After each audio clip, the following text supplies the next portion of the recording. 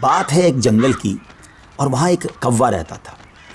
آپ جانتے ہیں نا، کوے کا رنگ بڑا کالا سیاہ ہوتا ہے، مگر وہ بڑا خوش تھا، بہت انجوائے کر رہا تھا لائف کو، طرح طرح کے کھانے کھاتا، اور رات ہوتی تو کسی بھی خوشبودار درخت پر جا کر رات بسر کرتا، انجوائے کر رہا تھا اپنی لائف کو۔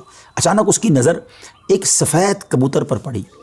وہ سوچنے لگا کہ میں کالا اور یہ سفید، یہ کتنا خوبصورت ہے، کتنا اچھا لگ رہا ہے، مجھ سے زیادہ خوش تو یہ ہوگا۔ اب اسی خیال میں وہ پریشان رہنے لگا اور اسے رات کو نیند بھی نہ آئے۔ ایک دن وہ کبوتر کے پاس پہنچا اور کہا کہ تم کتنے خوش نصیب ہو، تمہارا رنگ سفید ہے اور میں تو کالا ہوں، تم سے زیادہ خوش تو کوئی نہیں ہوگا۔ کبوتر نے کہا پہلے میں بھی یہی سمجھتا تھا، لیکن جب میں نے طوطے کو دیکھا تو میں حیران ہو گیا کہ طوطے کے تو دو رنگ ہیں، میرے پاس تو ایک ہی رنگ تھا۔ تو طوطا زیادہ خوش نصیب ہے، وہ زیادہ خوش ہے، وہ زیادہ لائف کو انجوائے کر رہا ہے۔ اب کوا کبوتر کو چھوڑ کر طوطے کے پاس پہنچ گیا۔ کہا طوطے تم تو زیادہ انجوائے کرتے ہوگے، کتنے خوش ہوگے کہ تمہارے پاس تو دو رنگ ہیں جسم پر، تمہاری باڈی بہت خوبصورت لگتی ہوگی۔ تو طوطا کہتا ہے کہ پہلے تو میں لائف کو بڑا انجوائے کرتا تھا کہ واقعی میں بڑا رنگ برنگی ہوں، مگر جب میں نے مور کو دیکھا نا تو مور تو کئی سارے رنگ لیے ہوئے ہے، اتنا خوبصورت ہے کہ اس کو دیکھ کر مجھے لگا کہ میں تو کچھ بھی نہیں ہوں۔ اب کوا اڑتے اڑتے پہنچ گیا مور کے پاس۔ مور چڑیا گھر کے ایک پنجرے میں موجود تھا۔ پہلے تو وہ انتظار کرتا رہا کیونکہ بہت سارے لوگ مور کو دیکھنے آئے تھے۔ جب سارے لوگ دیکھ کر چلے گئے تو کوا مور کے پاس گیا کہ اے مور، ذرا یہ تو بتاؤ تم کتنے خوش ہو، کتنے رنگ ہیں تمہارے پاس، تم کتنے خوبصورت ہو۔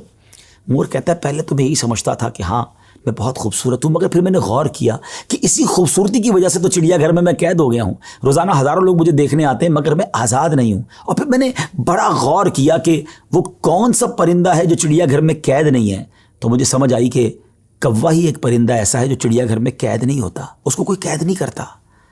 ناظرین، کوے نے جب یہ سنا تو اسے احساس ہوا کہ میں بھی اپنی جگہ پر واقعی خوش نصیب ہوں۔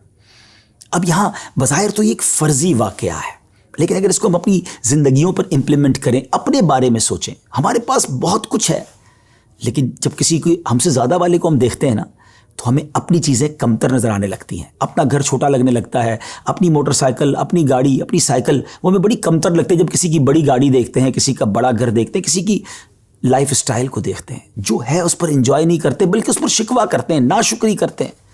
اس طرح زندگی نہیں گزرے گی۔ اگر آپ ہمیشہ اپنے سے آگے والوں کو دیکھتے رہیں گے تو آپ پریشان ہی رہیں گے۔ اگر آپ نے موازنہ کرنا ہی ہے، کمپیریزن کرنا ہی ہے، تو اپنے سے کمتر لوگوں کو دیکھیں نا۔